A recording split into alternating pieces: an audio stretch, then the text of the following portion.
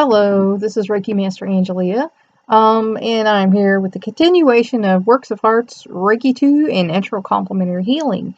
Unfortunately, it appears that my computer has crashed. Therefore, I cannot tell you which part this is. I just know it's the continuation. So if you're wanting to do these by parts, 1, 2, 3, 4, 5, you're going to have to go back and look at the dates, and I apologize for that. But this is circumstances beyond my control. This has cost me a lot of documentation, links I have saved for things. It's going to be a really hard problem for me to go back and recreate and refine these things. And at this point in my life, I'm not sure I even want to bother doing that. So, having said that, here's the continuation of this Reiki program. We were talking, about energy patterns in the auric field. We're going to continue today. We are the creators of our life events by our choices, and sometimes not, but mostly we are. An individual acts as a magnetic receiving station to draw in higher or lower energies depending on the vibrational output.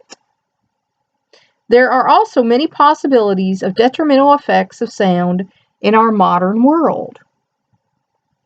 The Earth is saturated with vibrations from radiation to microwaves, satellites, rock music, and engines, and we know very little about such effects. There are techniques to enhance the effects of music. For example, as the music enters your ears, feel the sound pouring through your whole body. And again, my computer's crashed, so I have no music playing now. I don't have a stereo anymore. That was my music. So I can't do that today. Reach your hands out to the music and feel it energize your palms. Move near the speakers and feel the vibration of sound move through you. Become the rhythm of sound. Move instinctively, swaying in motion. And this is why you see deaf people who can dance to the beat, because they feel the beat. They can't hear the music, but they can feel the beat. Tighten and relax all parts of your body as the music plays. Sing for joy. Maxwell Maltz, plastic surgeon, wrote about the power of mental imagery to create emotional and physiological changes in the body. The restorative benefits of the power of self-love and personal mental control are demonstrated in the writings of Louise Hay and Susan Sark. Now I'm going to have to pause this for a minute. Someone's being rude. Sorry about that. Nobody wanted nothing. The restorative benefits of the power of self-love and personal mental control are demonstrated in the writings of Louise Hay and Susan Sark.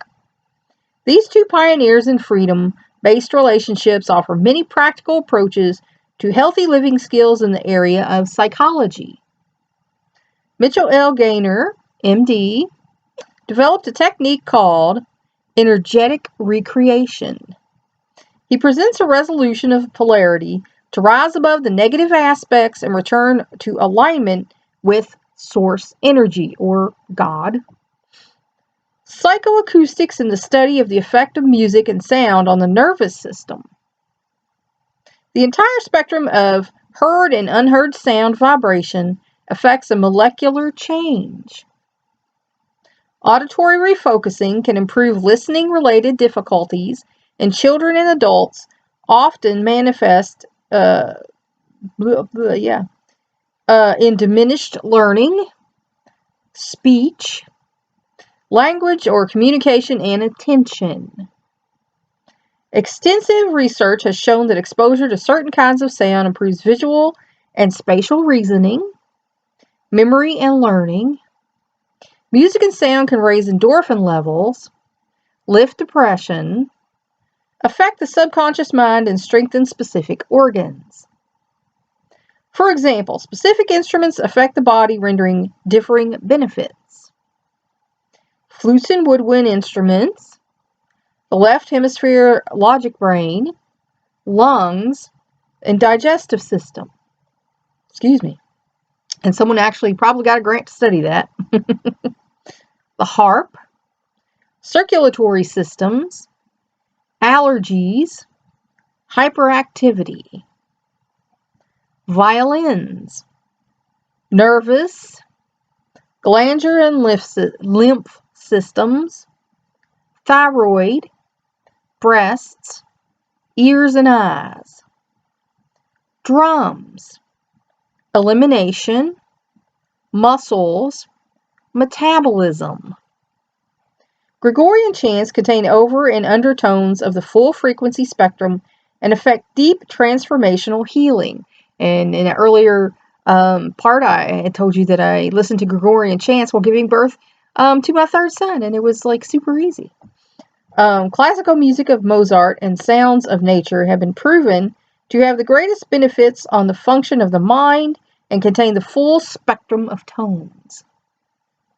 Another vibrational influence is the varying frequencies of color. Since color and sound are vibration, these can be added to an image to get even greater impact.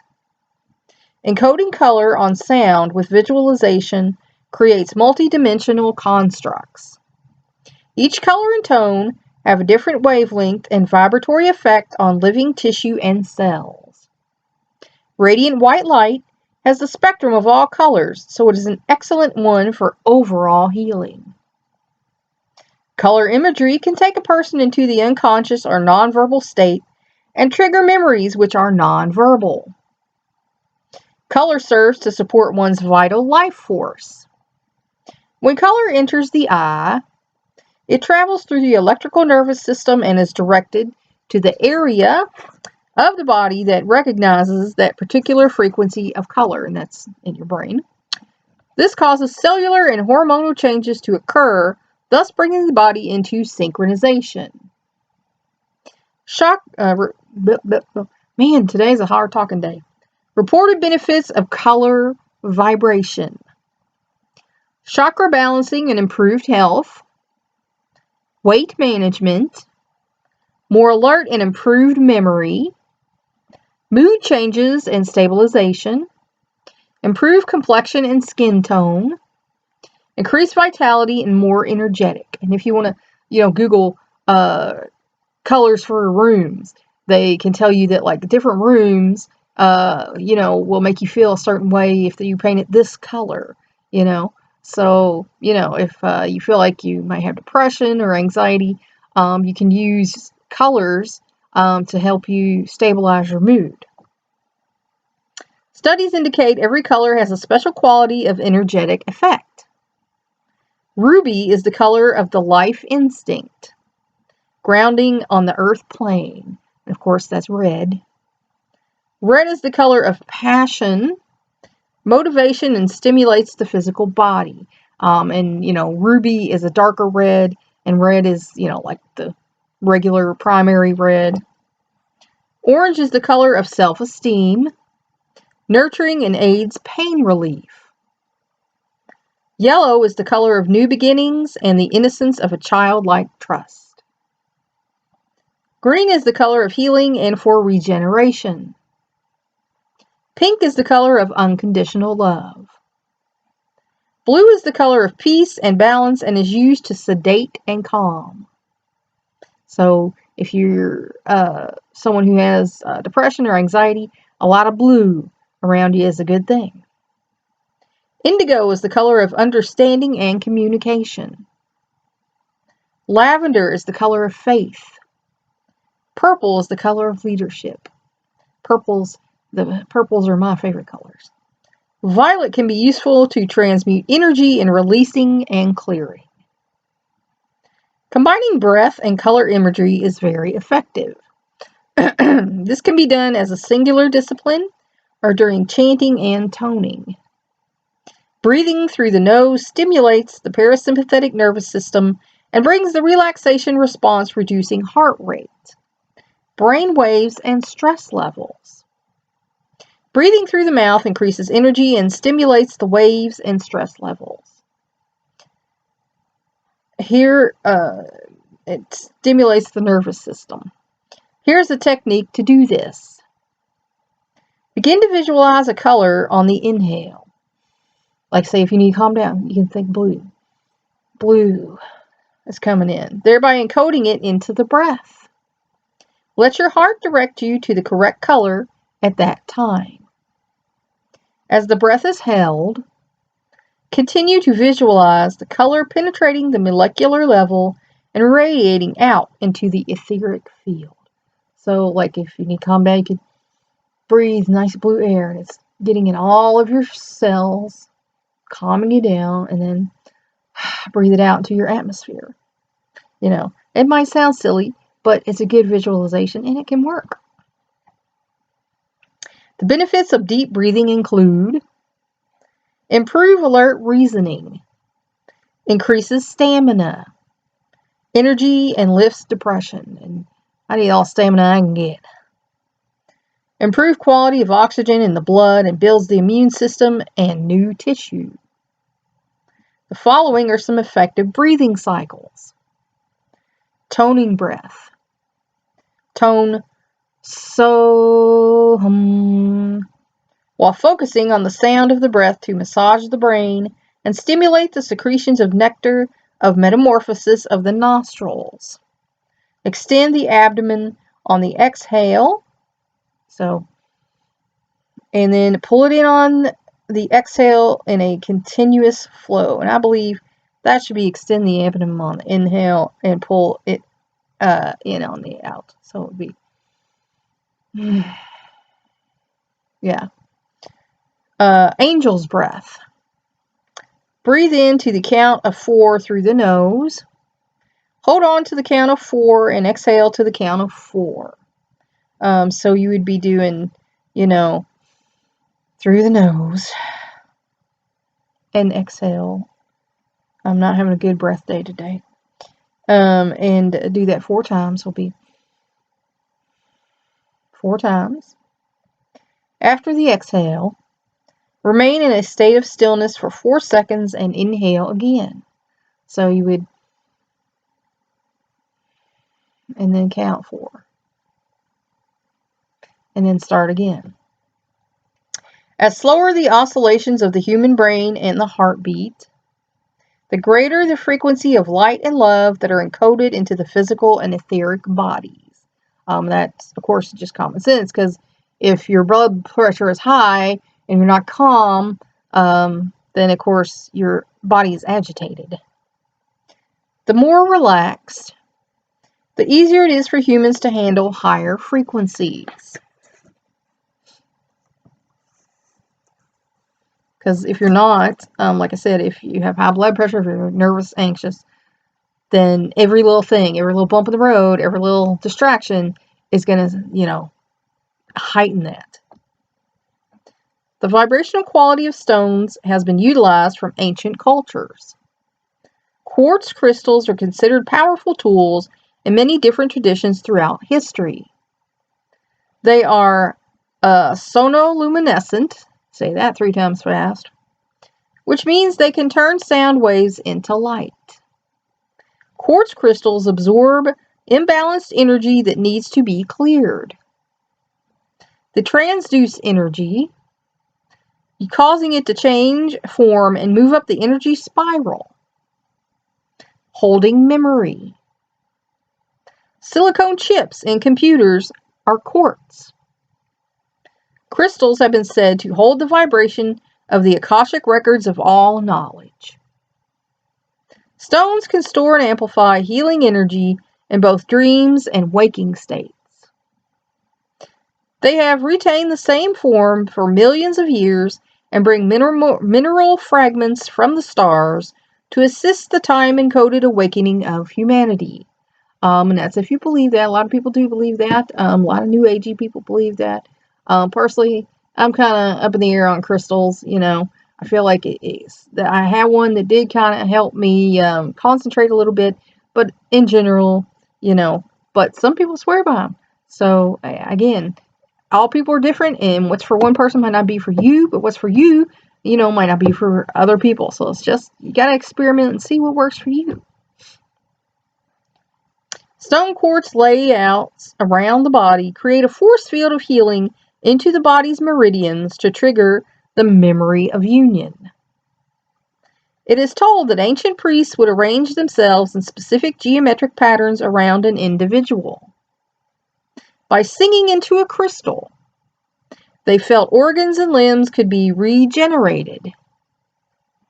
The crystals were cleared, programmed and energized with healing energy by sound.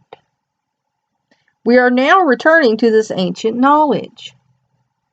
The key to developing an ability to match the resonant frequency of a crystal lies in vocal harmonics, overtone chanting, and harmonic singing. This refers to the ability of a human voice to refract sound so that not only is the fundamental frequency of the voice heard, but also the many harmonics that lie within the sound spectrum of any one note as practiced by Gregorian monks. Jonathan Goldman explains stones can store and amplify healing energy in both dreams and waking states. They have retained the same form millions of years and bring mineral fragments from the stars to assist humanity's time-encoded awakening. We're hearing about that again. Attuning to crystals vibrationally. To align with your crystal, focus on your breath while holding a crystal. Breathe in and out through the nose, pulling in the life force, chi or prana, ki. The energy of breath is the energy of life, which is in all forms of creation. As you hold your breath between the in and out breath, visualize that your body is building the charge of energy in the crystal. And, there are a lot of people, and that's a common belief, is that until the breath of life or the breath of God comes into a thing, it's just matter. That, that's why some babies are stillborn, that they never received the breath of life. They weren't meant to be alive. And, when the breath of life leaves you, then you turn back into matter. You're no longer a living being.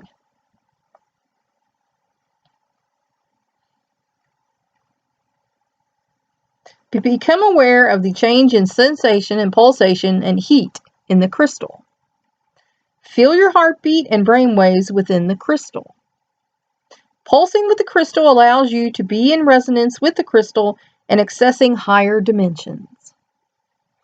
Crystals are said to hold the intentions of their user and thus to assist in manifestation. When sacred intention, aligned with divine love, are projected into the crystal with sound and breath, the focused energy is amplified.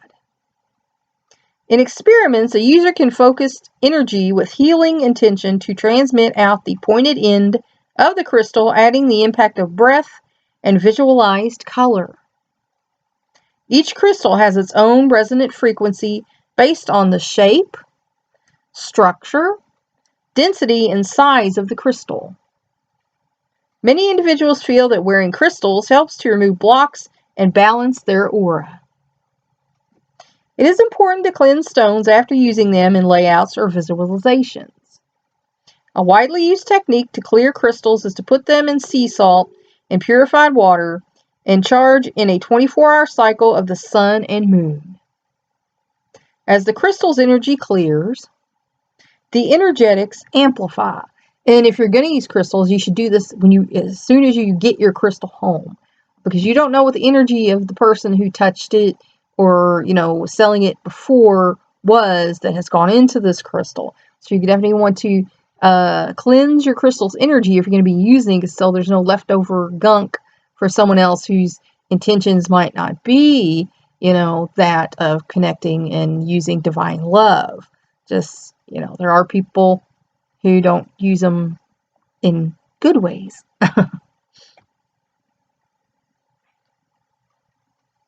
Researchers indicated that every crystal is alive with its own sound.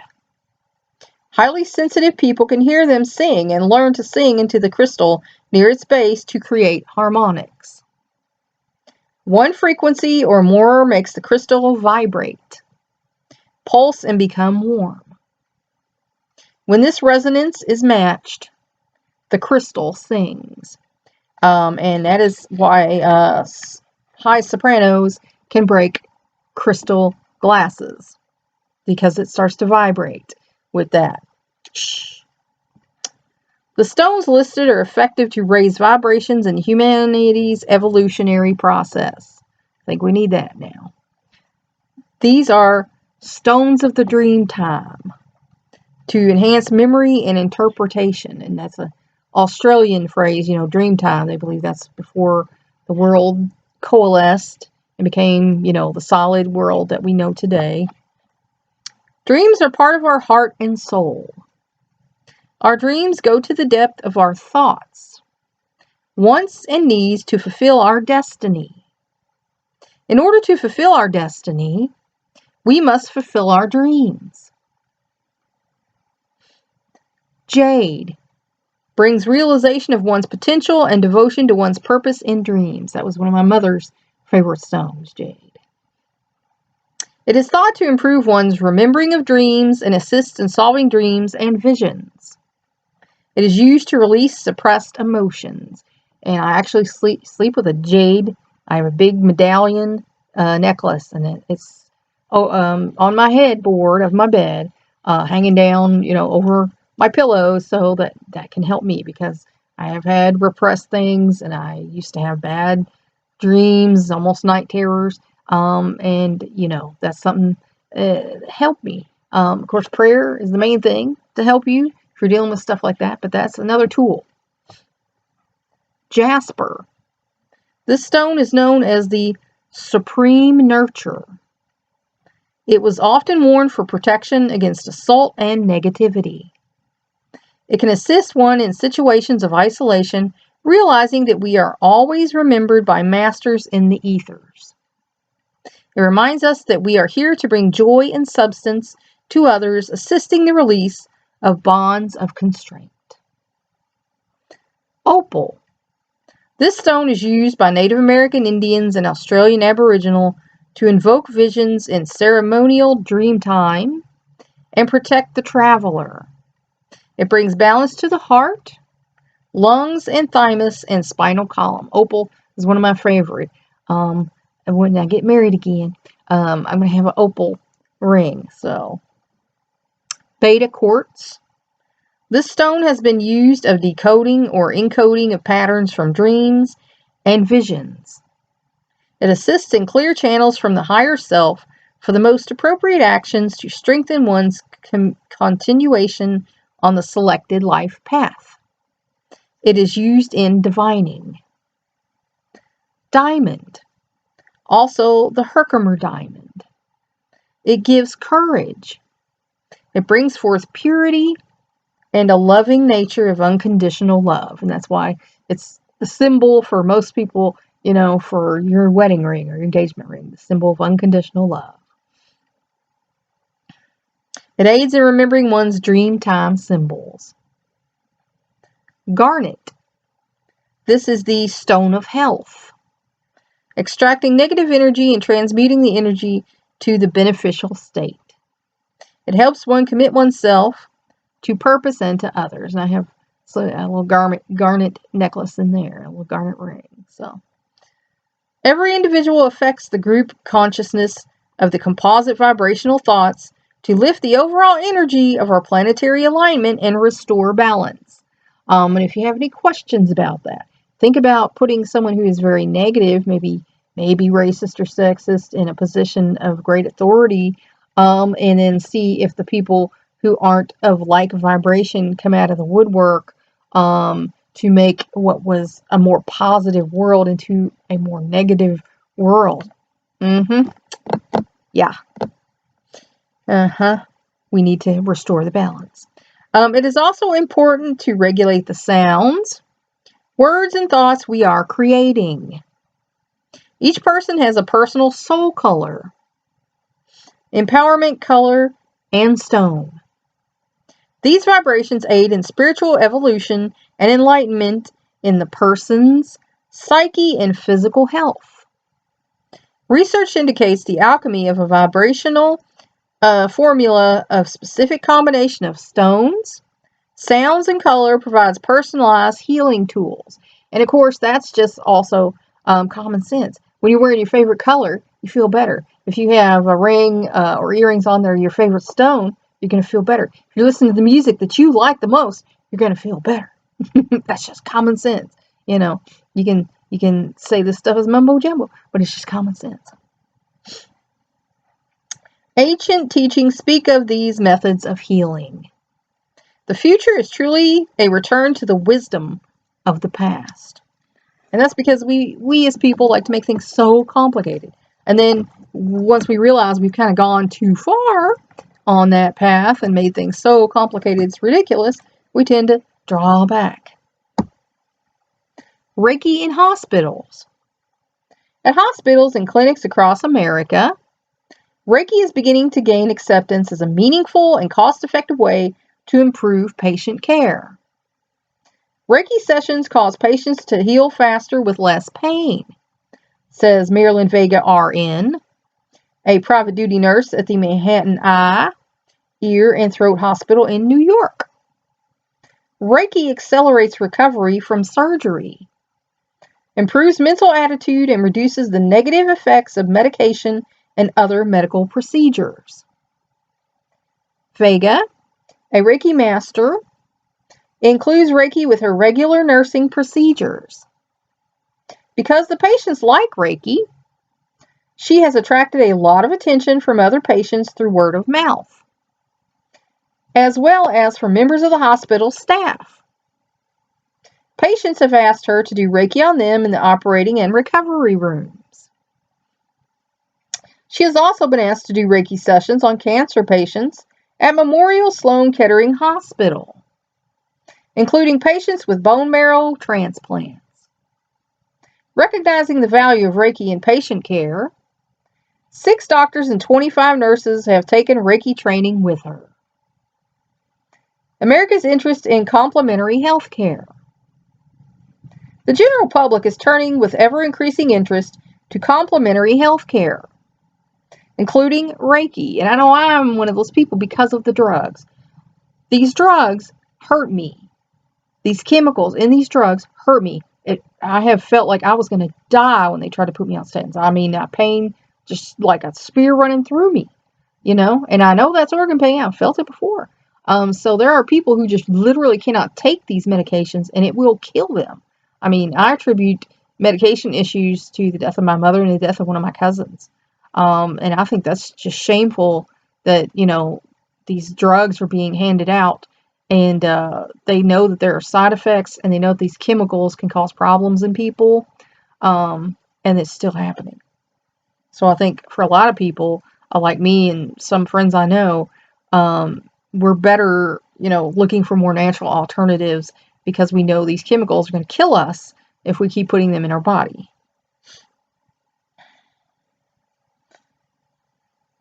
In fact, a study conducted by David M. Eisenberg, MD, of Boston's Beth Israel Hospital found that 1 in every 3 Americans has used such care, spending over $14 billion out-of-pocket dollars in alternative health care alone.